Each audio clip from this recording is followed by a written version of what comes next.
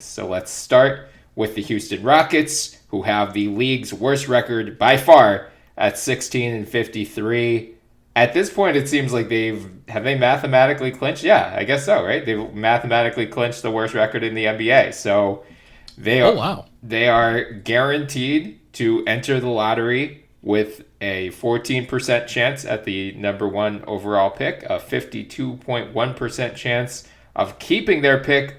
Otherwise, it's going to OKC as part of the Russ CP3 trade. So we'll get there in a minute. But look, after the James Harden disaster that happened early in the season, there was not much to write home about for the Rockets this year. Right. Christian Wood was a nice surprise, but he got hurt, played only 41 games. Well, for some, he was a nice surprise. Fair point. I think if you had to pull one positive storyline out from this otherwise disastrous Rockets season, it is the acquisition of Kevin Porter Jr., who kind of forced his way out of Cleveland with a temper tantrum. They got him for I think it was a top 55 protected second round pick, basically for free. They got him for free. Yeah. And he has performed really well in Houston. 16.6 points, 6.3 rebounds in only 32.1 minutes per game. He had a 50-point explosion back against the Milwaukee Bucks. Was it last week? At the end of April. So, And by the way, it's 6.3 assists. He's more of a playmaker than a rebounder. My bad. 3.8 rebounds, 6.3 assists. My bad. But yeah, so kid's only 21. He just turned 21 on May 4th. What do you make of this breakout from Kevin Porter Jr.? Well, first and foremost, I think there were two great stories for the Rockets this year, one being Kevin Porter Jr., but also that John Wall was able to perform at the level that he was. That's fair. I don't think we anticipated that, to be honest with you, and he looked a lot better than what most people anticipated. So two great silver linings for them this year.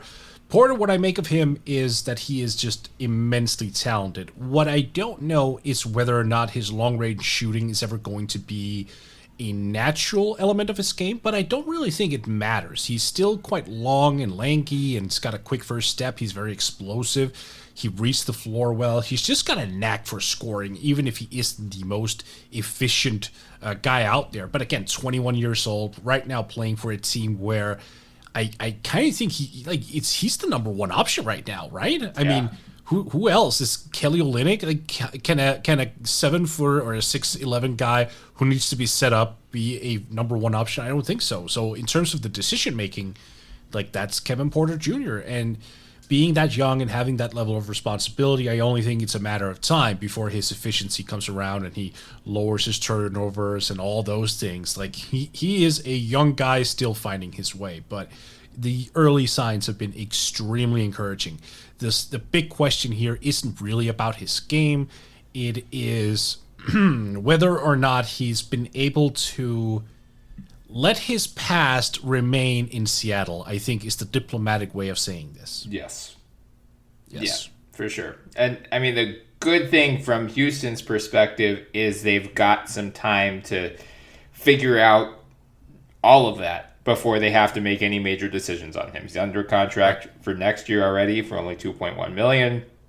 He has a $3.8 million team option for the 22-23 season that they are certain to pick up.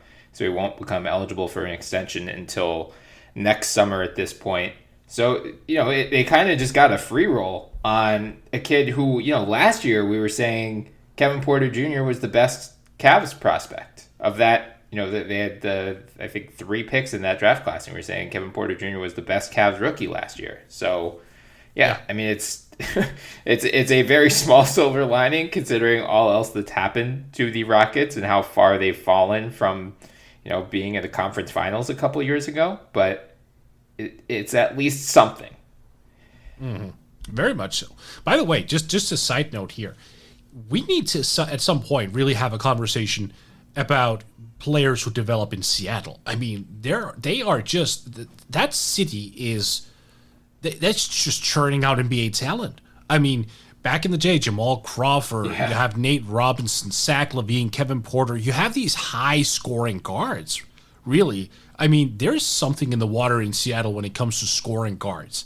I think it is time that we start just looking at the high school scene up there and just kind of like anticipate who's the next one who comes from Seattle, because they are just filling up the damn league. Yeah, I was going to say, Jamal Crawford would be happy to talk about how Seattle is the best hoop city in the country. Hey, Jamal, this is an open invitation. I would love to dedicate an hour, 80 minutes to just talk Seattle hoops. Absolutely. There you go. So you brought up Kelly Olynyk, Mort, who the Rockets got in exchange for Victor Oladipo at the trade deadline from the Miami Heat. You know, at the time, it looked like Miami won that trade in a landslide. It was like, that's all they gave up for Victor Oladipo. And it turns out Kelly Olynyk actually played really well in Houston. Yeah. And, you know, he's played 24 games, 21 starts, averaged almost 19 points and 9 rebounds, shooting 56% from the field, 38.2 from 3 on almost 5 attempts per game. So what do you make of that, Mort? Is Kelly Olynyk, who turned 30 on April 19th, should the Rockets be trying to retain him? Like, does he make sense as, you know, kind of an ideal front court counterpart to Christian Wood? Or given where they are in their rebuild, you know, if you're the Rockets, you say, like, thanks for the help, but, you know, we think we're going to go a little younger here. So recently on my YouTube channel, I did this video where I was talking about restricted free agents, and I more or less made the whole fuck, marry, kill game. Just keep, walk, or nene. And you know what I mean when I say nene, yes. Which means retain players with the mindset of moving them later so you don't lose out on value. Kelly Olynyk, to me, is the most obvious nene choice that you can have if you're the Rockets. Like, if you overpay him just a smidge to retain him, that's fine, because he can still shoot, because he's a passer, because he's a high-level rebounder, he is going to have value. So if he can duplicate what he's doing this year, next year, you know what? You can get a haul from him. Well, a haul, but you probably can get a quality first-round draft pick, honestly, especially at the trade deadline when contenders are looking to upgrade. Maybe some of them have a few bad contracts on their hands. Then the Rockets could just swoop in and go, you know what, we'll take the bad contract as long as you give us that, you know, pick that's projected to be a, you know, 25th or 26th. That's that's fine. That's good value for Kelly Olynyk. But in terms of him, I gotta be honest with you, I'm not really that surprised. When he came into the league, I mean, remember, he was a lottery pick coming out of Gonzaga, and I watched him at Gonzaga back in the day. He was really good, Brian. I mean, he was getting a lot of touches back then. He was stretching the floor. He was efficient. He was super smart. I mean, he wasn't entirely dissimilar to another Gonzaga product, Domantas Sabonis, at that point in time. Even though he didn't really register a whole lot of assists, it was very clear that Olynyk had a very thorough passing game. And now he's finally becoming a featured player. I don't think he ever got that chance in Boston. Right. I think in Miami, it was more of him becoming a bit player. Like, the repetition of him being a bit player kind of preceded him. Now he's in a situation where he's finally being allowed to kind of live up to his draft stock a little bit, which, good for him. Yeah. Oh, totally. No, I completely agree. I mean, in Miami, he was, you know, especially the last year or two, buried behind Jimmy and Bam. In Boston, he was behind, like, Isaiah Thomas during the peak of that experience. Yep. So, yeah, neither of those teams really leaned on him as, you know, be one of our main offensive focal points. And Houston kind of has, just by default, because John Wall got shut down so early, Christian Wood's been in and out of the lineup. Like, they've been playing 7- and 8-man rosters recently. So, you know, part of it is out of necessity, but to Olynyk's credit, he has performed really well in that role. So I agree with you. If they can re-sign him at a reasonable price with the full intention of flipping him for, even if they can't get a first-round pick for him, whatever you can get. If you can get a second-round pick, that's one more second-round pick that you didn't have before. Yeah. And it's not like free agents are coming to flock to Houston. And if he walks, it's not like they're going to have a ton of cap space to replace him. I mean, right. You know, they've got Wall, Gordon, and Christian Wood already on the books. Like, they'll have some, but again, who's coming to Houston? Like, they're going to have to overpay anyone to get them to come. Yeah. So I guess you could go after some restricted free agents instead, like maybe throw a big offer sheet at John Collins. But if the Hawks match it, where are you at? So Yeah, and I wouldn't even do that because they already have Christian Wood. That would be such a weird fit. yeah, right. Yep. So yeah, I mean, I like the idea of retaining Olynyk to flip him later if they can get him for a semi-reasonable price. But it Very much agree. it's also up to Olynyk too. I mean, he might see the state of the Rockets right now and be like, I would like to go play for a team that maybe has a chance at the playoffs next year. Right. So Right. it does take two to tango in that regard. You spoke of bad contracts, Mort, and the Rockets have two horrendous ones in Wall, as well as he played, $44.3 million next year, a $47.4 million team option, or no, player option, sorry, the year after that. Eric Gordon's under contract for at least 2 more years. I believe the 23-24 season isn't fully guaranteed, so still 18.2 next year, 19.6 the year after that. Should the Rockets be in any hurry to get off of either of those contracts? Well, I mean, I don't think it really behooves them to have those contracts on their books moving forward, because what's the ultimate point? You kind of want to see those guys end up with contenders. At the same time, you're also looking at two guys who take a lot of shots. And you have to wonder, is that best for our young guys, that we have all guys taking up a lot of usage, a lot of shots, a lot of decision making? Because that could be usage or passes or responsibilities that go through the hands of our young players instead, accelerating their development. In which case, I probably would make it a point of priority this year to get off of both. Now, I think it's going to be difficult to get off of either one. I mean, you would have to find a team willing to take on John Wall, who just has absolutely no play. Oh, hi, Chicago. But how much is it going to cost to get off of those contracts? It would be my counter to that. Does it make sense to sacrifice assets to dump a Wall, or to give up? No, it doesn't. Yeah. It doesn't. So here's the thing. It doesn't from the point of where they are from a rebuilding perspective, but it does just to not lock yourself up for an additional 2 years. Yeah. So the rule of thumb is when you're rebuilding, you just don't want to give up assets to get off of major deals. That said, with this particular circumstance with Wall and Eric Gordon, you're looking at situations like I just outlined before, where they are going to take up just a bunch of shots. They're going to take up a lot of usage, and they're also going to clog your entire salary cap for at least another 2 years. I mean, Wall's got the player option, which, I mean, let's be honest here. He's not going to turn that down. That's an automatic in right there. Right. Then Gordon is, I think, he's non-guaranteed in the 4th year, right? Yeah. So he effectively is also a free agent by 2023. So what you have to look at if you're the Rockets is you have to look internally and go, can we survive having those two guys with their major contracts and with their high usage play on our roster for another 2 years? Because it's going to limit what we really can squeak out of our young guys. It's going to limit our cap flexibility. Are we willing to wait around for that long to finally be in control of our own destiny moving forward? And also, this is worth noting, Brian, Christian Wood is on a very, very cheap contract. Yes. Yeah. And if you keep Wall and Gordon around, you're not going to be able to utilize that. Yeah. That's fair. So when you have there was a baby screaming in the background. I apologize if you heard that. So you need to utilize someone who is earning money where he's outproducing his contract. So in that sense, yes, I think you might have to give up something to get out of John Wall at the very least. Gordon, you could argue, isn't really that difficult. Like, he can play mostly as a spot-up guy. He doesn't really need to be on the ball a whole lot. Plus, he's making under $20 million a year over the next 2.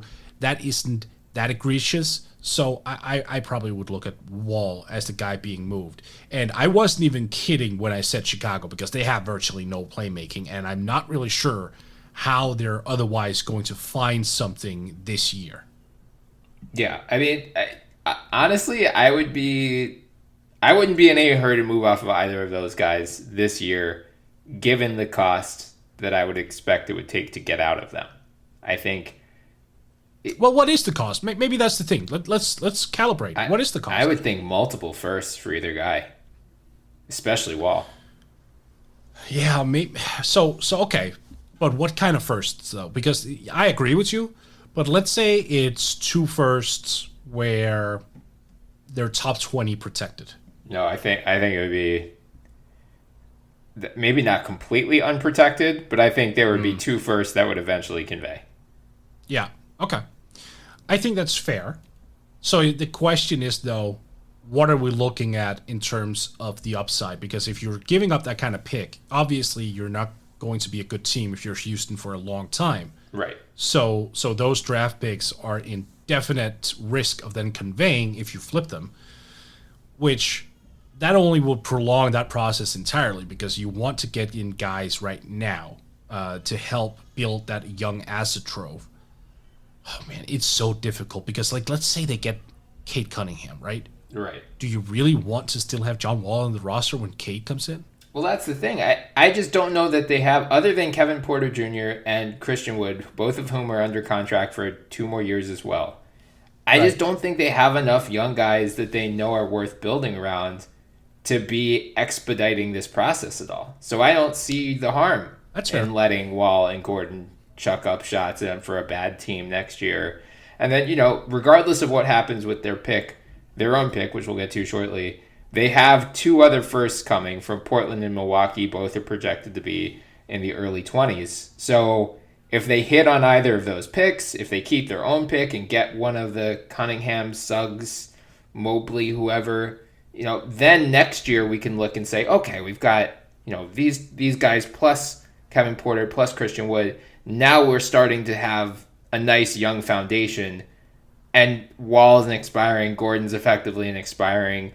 It's less of a ask for another team to take them on, so it might be less costly for us to get out of those contracts. I think next year is where you hit the, if you're going to accelerate this rebuild at all, that's when you do it. I think this year, if you're the Rockets, you just have to accept that, 21, 22, you're going to be terrible again, and that's the cost of trading James Harden. What about it's actually this year's 2 late picks, the 22 and the 24, projected right now? Those positions could change, but not by a whole lot. What if it's those 2 picks that you trade in a Wall trade? And this is assuming, of course, that they don't lose their top first rounder, if it lands at number 5, that they maintain their top 4 pick. Right. Because otherwise, they need to have something in this draft. They can't not have a pick this year. That would be horrendous for them. But let's say they win the lottery or have a top 4 pick or whatever. Would number 22 and number 24 be enough to move off of Wall? Maybe you have to throw in a player too. Maybe someone like, oh God, let me just look at their cap sheet again.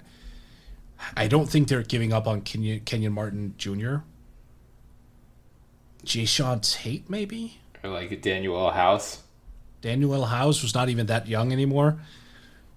But okay, that's also going to be difficult because the teams out there who are really in need of playmaking, they don't really have those contracts either. They already have to stretch themselves really thin to absorb the vast majority of Wall's contracts as is. Right. So they can't even be taking on additional money. I mean, I'm using the Bulls specifically here because that's a team that really is in dire need of a playmaker.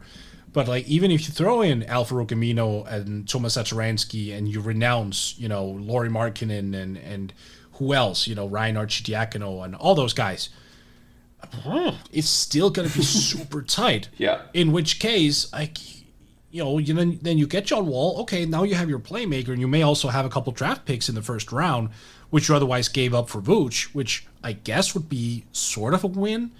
But you're capped at that point. You don't really have a chance to go out and find external upgrades after that. You're pretty much just done there. Right. Yeah, I mean, if if a team is way under the cap, you don't have to necessarily worry about fully matching salary. So I think that is one area they could explore. But again, I just don't see teams being in a huge hurry to spend their cap space absorbing John Wall's contract unless you're getting premium assets in return. I don't know that two, picks in the 20s this year are going to do it. Oh, my apologies. I didn't finish my thought there. Of course, and a future first as well. Yeah, okay. My apologies. Yeah. Yes, that's on me. Of course. And they already, the Rockets already owe 24 and 26 picks to OKC as well. They do, yeah. So I just wouldn't be in a hurry to give up any other picks, given how much they already have sent out. No, I totally hear you on that. And if that's the direction they take, that's fine. But I do think it would be a shame if they somehow didn't utilize the fact that Christian Wood is on such a great deal. Yeah. No, that's fair. I really would. And Kevin Porter as well, because he's on a rookie contract, as same as Kenyon Martin Jr. Mm-hmm. And if they get a Cade Cunningham in there, I mean, my God, look, then you would have Cade, you would have Wood, you would have had Kevin Porter Jr., you would have Kenyon Martin Jr., all of whom would be earning just a ridiculously little dollar amount. Like, you almost have to, at that point, just give up something to get off of these contracts so you can go out and kind of set yourselves up, I think. Or do it next year. Or do it next year. That's fair. Yeah.